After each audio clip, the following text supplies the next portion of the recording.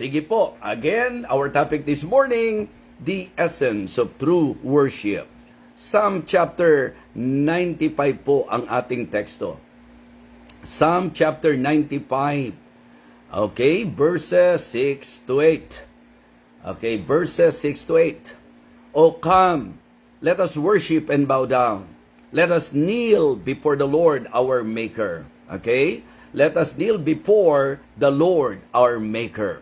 Yan po ang ating pong sesentruhan. For He is our God, and we are the people of His pasture, and the sheep of His hand. Today, if you will hear His voice, harden not your heart, as in the provocation, as in the day of temptation, in the wilderness. So, kinuha ko po ang Psalm chapter 95, nung ako po ay nagkukonsider ng topic na ito, about worship. Kasi ang sabi po ng psalmist, mga kapatid, malinaw sa verse number 6, O come, let us worship and bow down.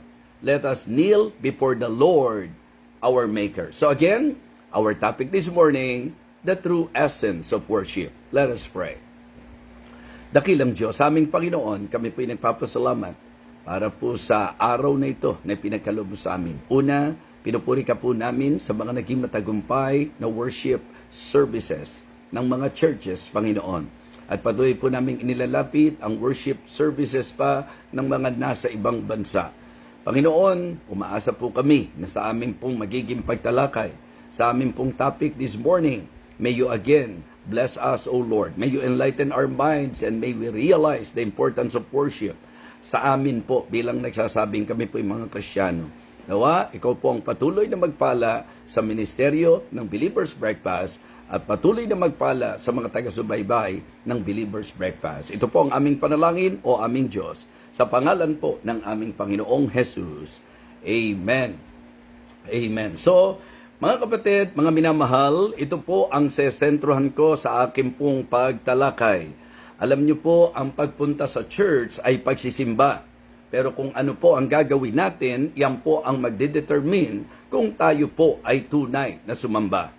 Ang ating pong gustong ipunto ngayong sandaling ito, sapagkat ang worship po ay napakahalaga, make sure na ang ating pong worship ay magiging katanggap-tanggap sa atin pong Panginoon. So, ang aking pong pinangahawakan, una, God deserves worship.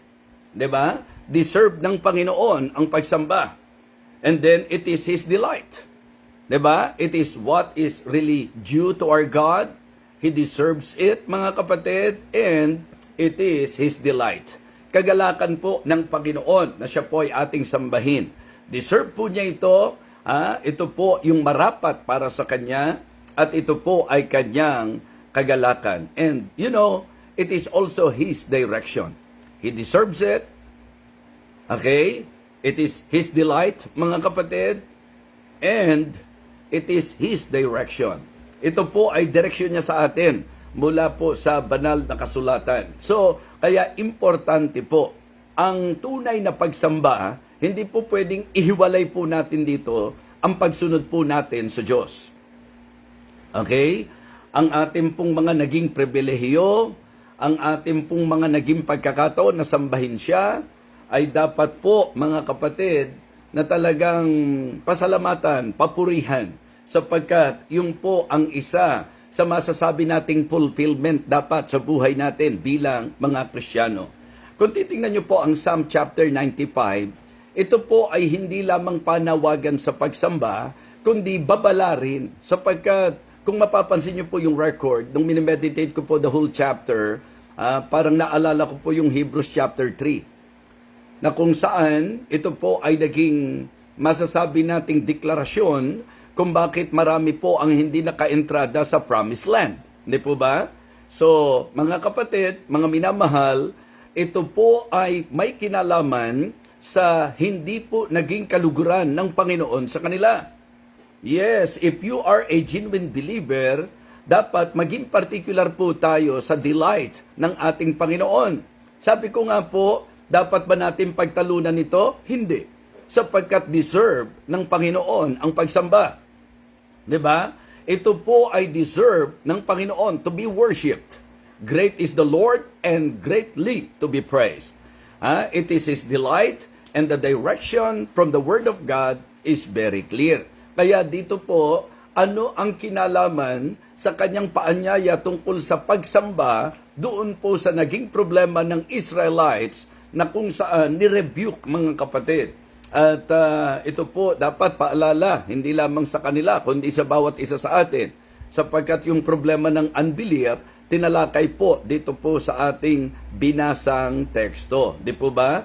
Ang sabi nga po, mga kapatid, sa verse number 7, "For He is our God, and we are the people of His pasture, and the sheep of His hand. Today, if you will hear His voice, harden not your heart as in the provocation, as in the day of the temptation in the wilderness, when your fathers tempted me, proved me, and saw my work. 40 years, long, was I grieved with this generation, and said, it is a people that do err in their heart, and they have not." Diba? So, mga kapatid, obeyed His voice. Makikita nyo, problema po talaga ang usapan ng pagsuway. Kaya ngayon po sa ating magiging pagtalakay, I want everyone to be sensitive to the moving of the Holy Spirit, and please be open sa turo ng banal na kasulatan sa atin. Ang usapang pagsamba ay dapat maging mahalaga kung ikaw ay tunay na mananampalataya. Okay? Gaano tayo kapartikular? Okay. Sunday after Sunday, pumupunta po tayo sa church. Naging particular po ba tayo kung naging katanggap-tanggap sa Diyos ang ating pong pagsamba? Well, it is good this morning na medyo mag-evaluate po tayo. Okay? Magsuri-suri po tayo sapagkat ang tatawag ko po doon, sayang na oras.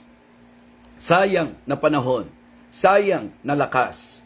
Sayang ang effort, time, at maging ang ating pong masasabi nating lahat ng ginawa kung ang ating worship hindi tayo naging particular kung ito ay tinanggap talaga ng Panginoon. So, let me share with you, mga kapatid, sa usapan ng tunay na diwa, tunay at tamang kaisipan sa usapan ng worship. Mga kapatid, mga minamahal, una po na nais kong bigyang pansin po natin about worship. For me, as I understand the teaching of God's Word, worship is an attitude of the heart. Worship is an attitude of the heart. Diba? Mga kapatid, pinansin ng Panginoon. Sabi niya, this nation praise me with their lips, but their heart is far from me. So, pwede talagang mangyari na ang lakas-lakas mong kumanta, ang ganda-ganda ng boses mo sa pagkanta, hinahangaan ka ng marami sa pagkanta, or kapag ka ikaw ay nagsasalita, pwedeng puro praise the Lord ang laman ng bibig mo, puro purihin, itaas natin ang pangalan ng Panginoon ayon sa sinasabi mo, pero ang issue, hindi yung kanta mo, ang issue, hindi po yung papuri mo, ang issue po, puso mo. Kasi ang usapan po ng worship sa Bible ay usapan ng puso. Kaya nga mga kapatid, hindi ba, ang Panginoong Jesus, sinabi niya mismo doon sa Samaritan woman na darating ang panahon. Remember, sa John chapter 4, "But the hour cometh, and now is, when the true worshipers shall worship the Father in spirit and in truth. God is a spirit, and they that worship Him must worship Him in spirit and in truth." Mga kapatid, ang tunay na pagsamba nagsisimula sa puso. Ang tunay na pagsamba nanggagaling sa loob. Kaya po, hindi po pakitang tao ang pagsamba. Hindi po yung ipinapakita mo lang na kayo'y pumupunta sa simbahan. Kundi kahit ikaw ay nasa loob ng simbahan, mula sa kaibuturan ng iyong puso, nandoon ang totoong pagpupuri. Nandoon ang totoong awit, mga kapatid. So, kaya nga, ang malungkot na katotohanan, sa iba o sa marami, ang worship po ay parang performance. Mga kapatid, may we realize that worship is not performance, but passion. Ang pagsamba po, hindi po ito performance lang, mga kapatid. Hindi ito basta formality, kundi ito po ay fellowship. Yung time ng pakikipag-ugnay natin sa Panginoon. Hindi po dapat outward appearance ang ating pong mas binibigyan ng importansya, kundi yung talagang inward adoration. Kaya diretsyahan na po tayo. Yung pong samba ng samba sa inyo may kaaway. Yung samba ng samba sa inyo may kairapan. Yung samba ng samba sa inyo na mayroon pong kaalitan o mga hindi kasundo o talagang mga kinaiidisan. Mga kapatid, puso ang problema. Ang worship po, hindi po pwede na hindi ayos ang puso natin. And you know what? Worship is an attitude of the heart. Ibig sabihin po, doon ang gagaling sa loob yan, talagang puso yan, kaya ka sumasamba. Gaano karami po sa atin ang sumasamba na hindi naging partikular kung ang puso po ba ay katanggap-tanggap sa Panginoon. So it is very important for us to consider our heart because worship is not performance but passion. Worship is not mere formality but fellowship. Worship is not outward appearance but inward adoration. Yan po ang tunay na worship, mga kapatid. Yes. Sa Proverbs chapter 4 and verse number 23, ipinaalala po ni Solomon, keep thy heart with all diligence, for out of it are the issues of life. It is an attitude of the heart. Kaya ang unang dapat i-secure, ang unang dapat tiyakin ay ang puso na tunay na gustong sambahin ng Diyos. So, it is an attitude of the heart. So, mahalaga po, ugali po ito gawi po ito Hindi po ito pakitang tao, hindi po ito pagpapasikat, hindi po ito para sa reputasyon, ito po ay puso, mga kapatid. Kaya nga, wag nyo nang lokohin ang sarili po ninyo. Kung alam nyo rin lang na hindi areglado ang puso nyo at hindi kayo willing itama yan, wag na kayong magsayang ng pamasahe, wag na kayong magsayang ng gasoline, wag na kayong magsayang ng oras, wag na kayong magsayang ng kung ano mang gagawin po natin if we are not willing to really worship the Lord. Again, it is an attitude of the heart. You better check our heart every time na nagwo-worship po tayo sa Panginoon. Opo, mga kapatid. Sabi nga po ng Psalm chapter 51, remember nung si David po ay matauhan doon po sa naging confrontation po sa kanya. And then, malinaw po mga kapatid na sa Biblia, binigyang pansin when he repented, diba? When he approached the throne of God and asking for God's mercy, meron pong bahagi doon, I believe sa bandang chapter 51 verse 17 po yan. Na sinabi po doon, diba? The sacrifices of God are a broken spirit, a broken and a contrite heart. Yan daw po ang kinalulugdan ng Panginoon. Kaya, worship pa talaga yung ginagawa natin? So, importante po ito. Na-realize nyo kung bakit inilagay ng Diyos sa heart ko po ito? Because I believe marami po ang, again, Sunday after Sunday, they thought, they are thinking that they are worshiping the Lord, but in reality, hindi po katanggap-tanggap dahil po sa problema sa puso. Kaya kung ako ikaw, isang bagay na dapat lagi mong bantayan ang puso mo, talagang itanong mo sa sarili mo na puso mo ba talaga na sambahin ng Panginoon. Kasi kung puso mo talaga na sambahin ng Panginoon, hindi ka mabubuhay sa pride.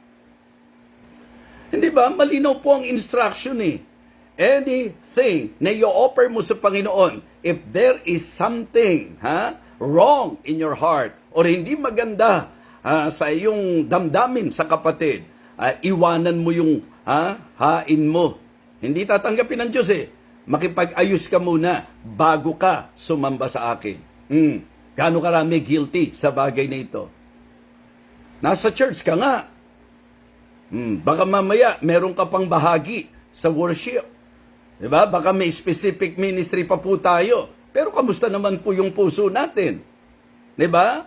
Nandoon sa puso natin ang bigat. Nandoon sa puso natin yung galit. Nandoon sa puso natin yung irritation. Nandoon sa puso natin yung hindi magandang damdamin sa kapatid. Paano tatanggapin ng Diyos yung worship natin?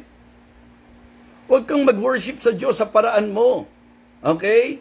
Mga kapatid, it is an attitude of the heart. Ang binabantayan sa worship, puso. Kaya sana po, klaro po sa atin yan. At ito pong pangalawang puntos ko, ang nais ko pong medyo pag-isipan din nating mabuti kasi may kinalaman din po ito sa problema sa worship.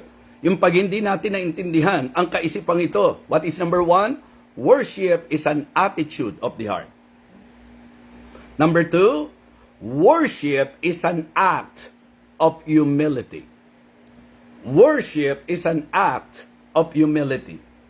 Tingnan niyo po sa muli ang sabi po ng talata, 'di ba? Sa ating teksto, verse number 6. O come, let us worship and bow down. Let us kneel before the Lord, our Maker. So malinaw po na iyan ang sinasabi po ng banal na kasulatan. So kaya yung humility, remember, ang sabi po ng talata, God resisted the proud, but giveth grace unto the humble.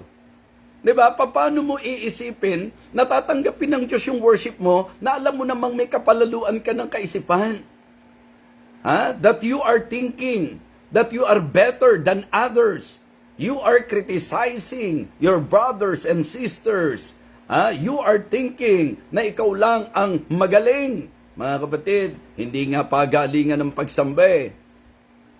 Patamaan po yan. O hindi ho patamaan. Bagamat tinitiyak ko po ngayon, maraming tinatamaan. At sa mga mag-iisip na pinatatamaan ko kayo, hindi ko na kailangan gawin yan. Maging totoo lang tayo sa Biblia, tatamaan po talaga tayo. Kaya hindi ko po problema yung mga nag-iisip na personal, pinatatamaan, hindi ko po problema yon. Nagkakaintindihan po kami ng Panginoon na ang commitment ko po, hindi po akong magtuturo ng gusto ko lang ituro. At wala po akong intensyon sa kahit kanino. Ang intensyon ko maipangaral sapagkat ang salita ng Diyos, sapagkat ang paniniwala ko po, mas alam ng Holy Spirit, mas alam ng Diyos ang pangangailangan at ang kalagayan natin kaysa sa pagkaalam ko.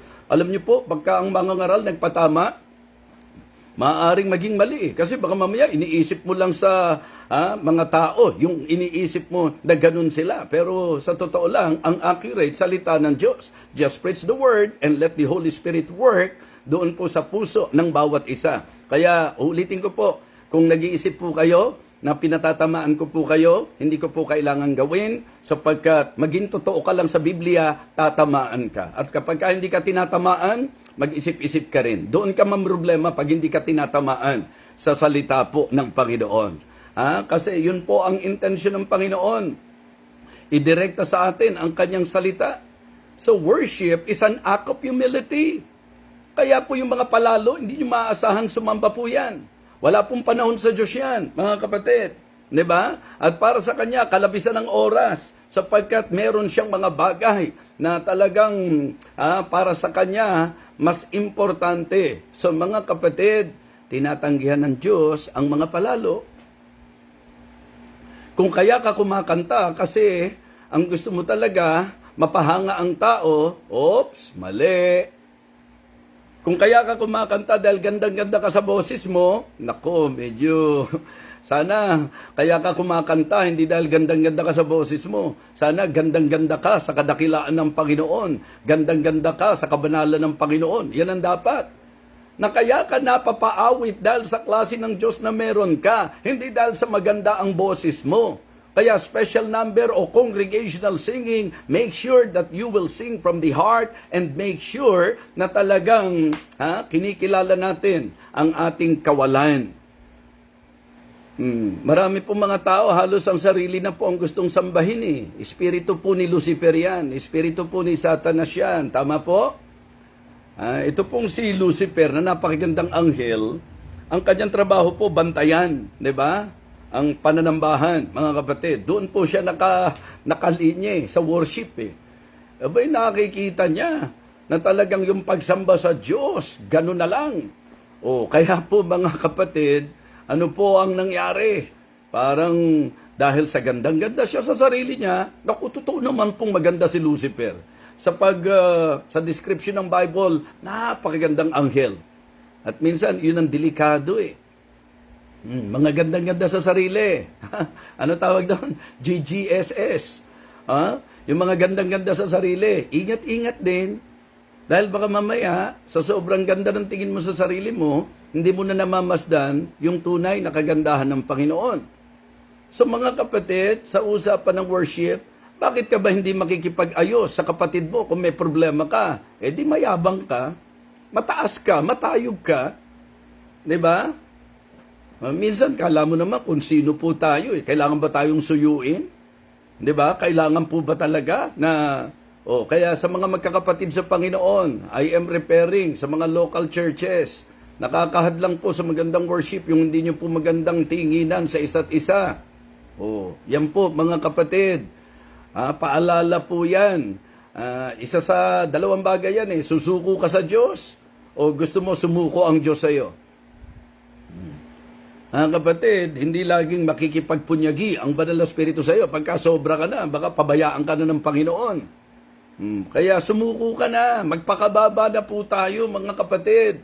Huwag po ang laki-laki ng tingin natin sa sarili natin, ang laki-laki ng kalooban natin. Ang masarap masumpungang mga mananampalataya, yung kapag ka nagkakaroon ng diferensya sa simpleng pag-aayos, areglado na kaagad. Why? Ipaalala mo lang kung ano ang kalooban ng Banal na Espiritu, kung ano ang kalooban ng Panginoon. Right away, magiging subject na yan. Ang talagang para sa akin palalo, yung mga member na ang hirap ayusin. Yung mga mananampalatayang ang hirap magkaayos. Bakit po ba? Mga kapatid, kasi masyadong presente po ang pride. Kapag ka po isinuko mo sa Panginoon ang iyong pride, magiging maayos ang lahat. Kaya para sa akin po, mga kapatid, para ding unbeliever, naka-experience po ako kasi nabanggit ko naman sa inyo ang tatay ko po hindi kapitan. Pero kung tawagin po siya sa amin pong lugar, kapitan. Ayaw lang po talagang tumakbo ng tatay ko dahil ayaw po niyang mag-involve sa politics. Ang katwiran niya, ang pagtulong, hindi kailangan ng posisyon. So kaya lapitin po siya at nilalapitan po siya ng mga may usapin, may mga problema at napakahusay makipagkapwa-tao po ng tatay ko. Baka may sumagot sa inyo wala siya sa tatay ko. Hindi po tayo payabangan dito. Patotoo po ito. Pinapatotoo ko lang po sapagkat ako po'y masaya na nagkaroon po kami ng tatay na kahit unbeliever pa lang kami, ipinakita na sa amin ang halaga ng totoong pakikisama. Kaya naman po yung mga tao malapit po sa kanya, mga kapatid. Okay? Alam nyo po, doon po sa kalagayang yon, mga kapatid, wala na po ang tatay ko, ang tingin pa rin po sa amin, ng mga nasa lugar namin, dala pa rin po yon. Ibig sabihin, dala pa po hanggang sa panahon namin yung impresyon nila sa tatay ko. And I remember, nung nagpapastor po ako sa Valenzuela, ako po'y in-approach ng pamunuan ng barangay. At kinuha po ako sa isa sa lupon ng taga-pamayapa. Okay? So meaning to say, pag kami mga usapin, hindi kaagad si kapitan ang haharap. Ito munang mga lupon ng taga-pamayapa. Ayan. At doon sa kalagayan na yon, ang tatrabahuhin po namin, sa level pa lang namin, mapagkasundo na po kaagad yung mga may hindi pagkakaunawaan. Ayoko pong sabihing may diferensya. Yung may hindi pagkakaunawaan. Okay? And you know what I observe? Ang na-observe ko po, ang pinakamahirap papagkasunduin ay yung pong medyo matayog at mataas ang tingin sa sarili. And it is very sad to see that even in the churches today, you can also notice that na Kristiyano po tayo, may espiritu po tayo ng Panginoon, may mga nagkakaroon ng mga conflict, napakahirap pagkasunduin. Minsan may isip mo, talaga kayang iisa ang espiritu? Kasi kung iisa ang espiritu, dapat madali ang pagkakasundo. Okay? Meaning to say, baka may problema sa spiritu. Sapagkat ang pride, ang masasabi po nating makakakontrol lang dyan, yung espiritu ng Diyos. Shout out sa mga may hindi pa kasundong miyembro. Shout out sa mga miyembro na may kanya-kanyang eksena. Shout out sa mga mananampalataya na hindi willing na ibaba ang sarili. Sumasamba po tayo at didiretsuhin ko na po kayo na ang tunay na pagsamba ay akto ng kapakumbabaan na talagang tinitingnan natin na tayo po ay wala at ang Diyos ang ating kalubusan. Kahit sa fellowship ng mga pastor, napakahirap maka-fellowship. Yung pong mga pastor na ang tingin sa sarili nila, sila ay better than others. Kapag nandun po ang kataasan at katayugan, mahirap maka-fellowship. Mga kapatid, sa palagay niyo po, pleasing sa Panginoon, yung mga sumasamba na ang kanila pong lapit sa Diyos ay ang kanilang kahusayan, kagalingan, at ang kanila pong masasabi nating pagmamapuri? No. Naalala ko nga yung publican at saka yung Pharisee. Diba? So, nung sila'y nag-approach sa Panginoon, ang Pariseo, wala nang ginawa, kundi ibandera ang kanyang lahat ng ginagawa. Nag-iika po ako, di ba? Ako ay tumutulong sa kapwa. Lahat ng merit niya. Mga kapatid, pagka tayo sasamba sa Diyos, merit ng Panginoon ang ating pinanghahawakan, hindi yung merit natin. Opo, yung publikano hindi makatingin, dinadagukan yung kanyang dibdib, mga kapatid. Talagang, at talagang nagmamakaawa. Have mercy. Have mercy on me. Humihingi po ng habag sa Diyos. Ako'y makasalanan. Sino po tinanggap ng Panginoon? Hindi ba yung nagpakababa? Sino po ang tinanggihan ng Panginoon? Mga Pariseo. At yun nga po, sa konteksto natin, marami po pinupuri ang Diyos sa bibig. Nako, kagaling-galing. Kapag ka po sumasamba, ang akala mo, pero may problema sa puso. Mga kapatid, baka mamaya po sa pagsamba natin, ang ating batayan kung sino tayo. Mali po. Ang usapan ng pagsamba, ang batayan po natin, hindi kung sino tayo. At kung sakali mang nagbigay pansin tayo kung sino tayo, ang sentro po natin dapat, yung kawalan po natin. So worship is an attitude of the heart. Worship is an act of humility. And worship is an acknowledgement of His holiness, of His honor and highness. Ang idea ko po, 'di ba? Pagka nagwo-worship ka, pagkilala ito sa kataasan, sa karangalan at kabanalan ng ating Panginoon. Yun ang dahilan kung bakit medyo nagbibigay pansin din po tayo sa klase ng isinusuot po natin. Yung iba po, lagpas-lagpas ang spirituality na kahit ano na. Sorry po. Na kahit anong isuot, mga kapatid, hindi po ako naniniwala. Dapat medyo tingnan mong mataas ang sinasamba mo. Ay, hindi naman po siya tumitingin sa panglabas. Mga kapatid, gusto kong maging maliwanag sa inyo.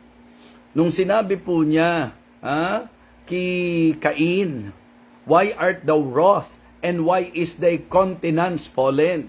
Panglabas po yon, mga kapatid. Nung isinulat po ni Pablo kay Timoteo, ang tungkol sa dapat at tamang pananamit, panglabas po yon.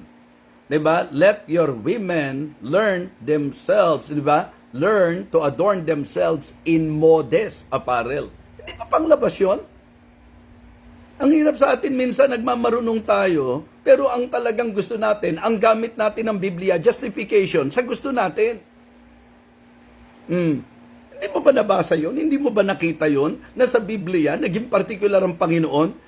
Sa usapan nga pong mga lalaki sa panahon ng mga taga-Korinto, sinabihan po sila Hindi ba ang katalagahan na rin ang nagsasabi na kapag ka ang lalaki ay may mahabang buhok, mahalay sa kanya, hindi ba panglabas din po yon? Mga kapatid, siyempre, hindi ako makapagdedetermine kung kailan ko sasabing mahaba o ikaw sa sarili mo. Hindi ka dapat i-judge at diktahan ng kahit sino. You yourself. I just want to guide you. I just want you to see that in the Bible, it is not right to say that God is not after sa ating outward appearance. Mali po kayo. Hindi nyo po alam ang Biblia nyo pagka yan ang katwiran po ninyo. Sapagkat ang Panginoon po ang nagsasabi, out of the abundance of the heart, the mouth speaketh. Meaning, inilalabas kung ano yung nasa loob. Kung disente ang loob, dapat disente ang panglabas. Hindi po pwede na napaka-disente ng kalooban mo, tapos pupunta ka sa church ng nakasando. Tapos ikaw pa ang parang napaka-spiritual na hindi after ang Panginoon sa kung ano ang panglabas na anyo. Dahil ang Panginoon daw sa puso tumitingin. At alam niyo ang ginagamit ng talata? yung pong naging correction ng Panginoon kay Samuel. Kasi ang pinagbatayan ni Samuel, yung looks nila. So, kinorek siya ng Panginoon.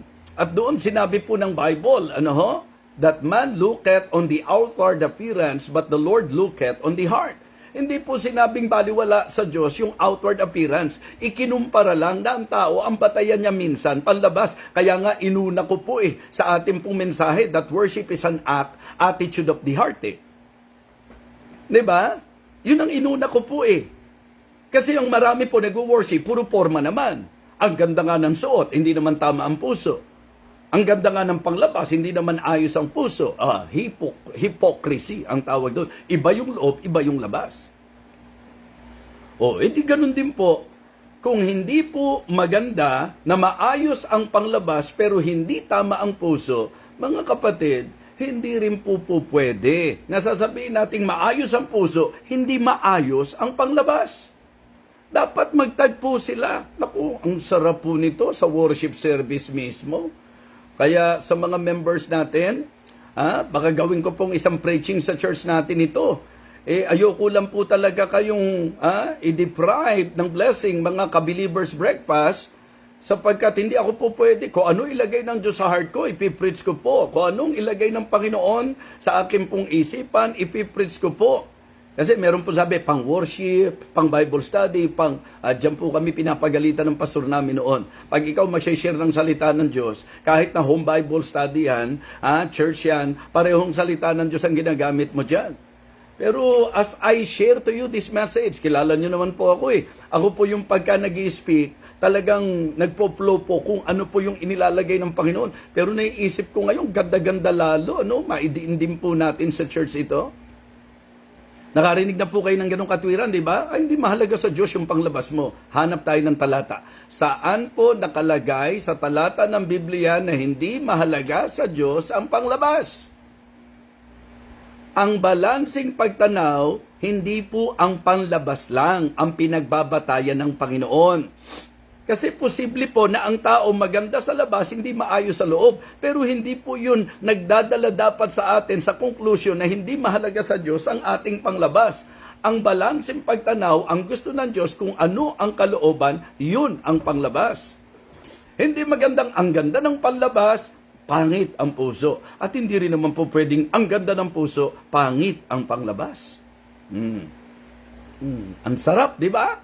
Ang linaw Mga kapatid, mga minamahal, tatandaan nyo po na pag nag-worship tayo, ang ina-approach po natin ay ang King of Kings and Lord of Lords.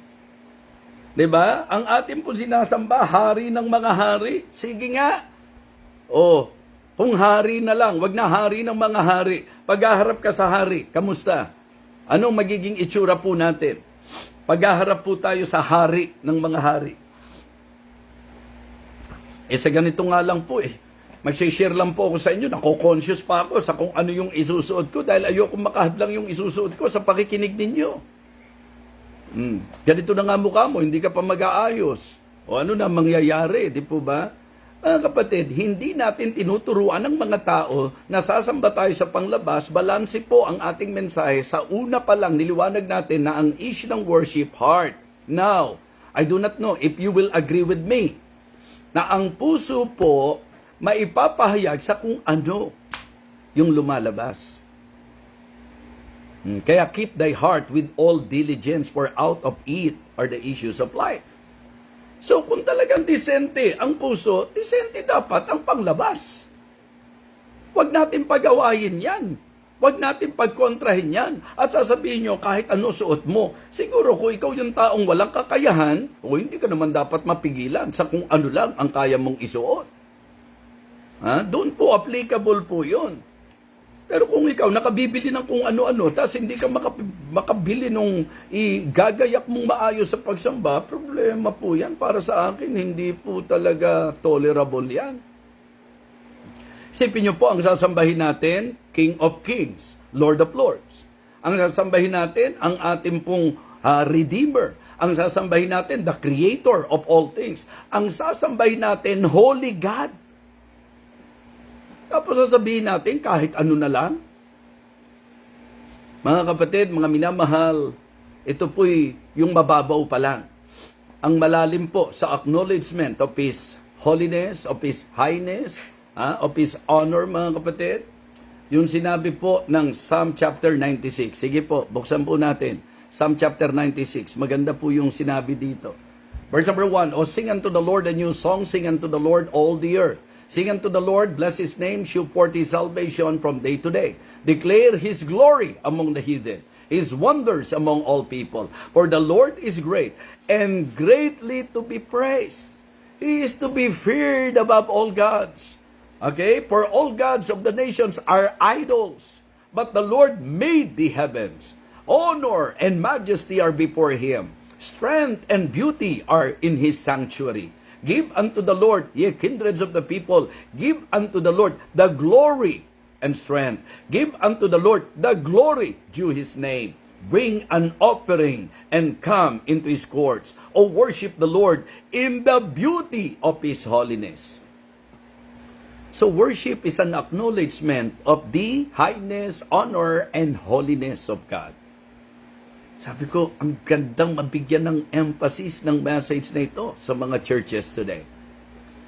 Ngayon po, may mga so-called Christian churches at ang way nila ng pag-attract ay yung talagang i-please ang tao. At kahit ano gawin nila, ang mahalaga, nag-worship sila. Sorry! I am very sorry. Hindi ganyan ang Bible. Ang Bible po ay particular. Ang worship po ay hindi birong bagay. Ang worship po ay hindi mababaw na bagay. Ang worship po ay hindi magaang na bagay. Ang worship po ay dakilang bagay. Sapagkat ang worship po ay pagkilala sa klase ng Diyos na meron po tayo. And we should worship God in the beauty of His holiness. God is great and greatly to be praised. Kaya kung ikaw ma-attend ka ng church, di ka man lang kumakanta, mag-isip ka. Talaga bang nag-worship ka? Diba? Minsan po, scripture reading, di ka sumasama. Okay? Congregational singing, di ka kumakanta. Minsan, prayer time, hindi ka nakikipanalangin. Tapos sasabihin mo, nag-worship ka? Medyo mag-isip-isip po tayo, mga kapatid. We need to understand the true essence of worship. 3 important things na na-share ko po sa inyo. Ang ganda bigyan ng emphasis Pero parang nililid ako ng Panginoon na maganda, may pangaral ko po ito sa church. Okay, mga taga-Living Water, if the Lord will not change my mind, ito po ang ipipreach ko po sa inyo sa Sunday afternoon. Yes. So, kung sakaling para sa inyo, inulit ko po yan, mag-isip po kayo. Kasi sa Bible, may mga inuulit din po talaga. But very strong ang conviction sa akin as I share this message, habang lumalabas yung mga thoughts na ito sa akin, di ba?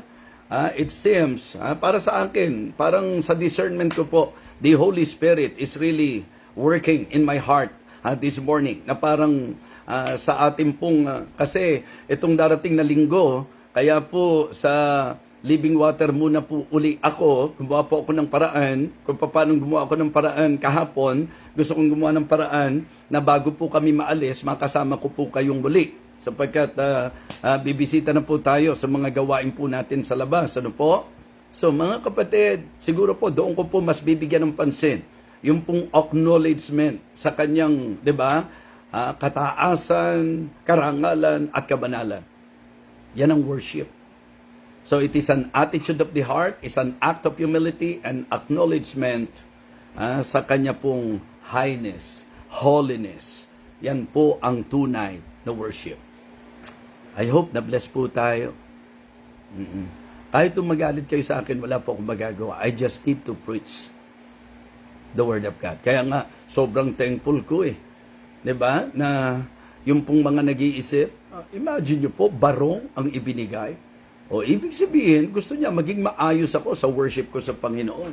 Kaya dapat ganun din po tayo, mga kapatid. Dapat ganun din po tayo. May consider po natin, sa worship po natin, ang kaayusan sa lahat ng bagay. Huwag kung saan ka komportable.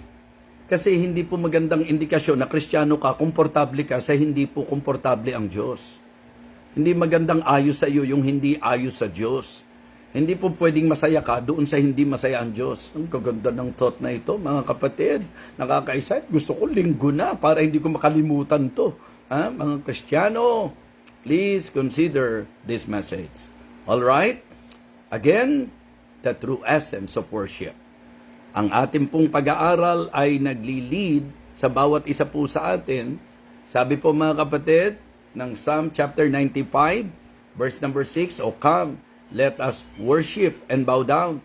Let us kneel before the Lord, our Maker. Okay, O come, let us worship. So ito ang dapat puso natin. Bow down. Diba? Dapat may humility. Let us kneel before the Lord, our Maker. His Highness. He is our Lord. He is our Maker. So yan po, ganun kasimple mga kapatid. Pero napakahalaga. Sapagkat ang worship ay mahalagang bahagi sa buhay ng isang tunay na mananampalataya. Okay? Manalangin po tayo. Dakilang Diyos, salamat po. Napakabuti mo po sa amin. Salamat po sa iyong pagtuturo. Salamat sapagkat alam po namin, Panginoon, na talagang kaluguran mo na sambahin ka po namin. Ito po, dakilang Diyos, ang aking pong panalangin ngayong umaga na bumaon sa puso ng bawat nakinig, lalo na sa mga nagsasabing Kristiyano, ang message na ito, at maramdaman ang impact sa amin pong mga worship services. Na kung kami ay nag-aawitan, lahat ay umaawit. Na kung kami po ay nagpe-pray, lahat ay nagpe-pray. Na kung kami po ay nagbabasa ng iyong salita, lahat ay nagbabasa ng iyong salita. At kung ang salita mo ay pinapangaral, lahat ay nakikinig sa pangangaral at hindi po nagse-cellphone. Lord, thank you so much. Napakabuti mo sa amin. Na nais mong laging ituwid ang mga mali sa amin. Muli po, Panginoon Diyos, sa iyo po ako nagpupuri. Sa pangalan po ng aming Panginoong Jesus. Amen.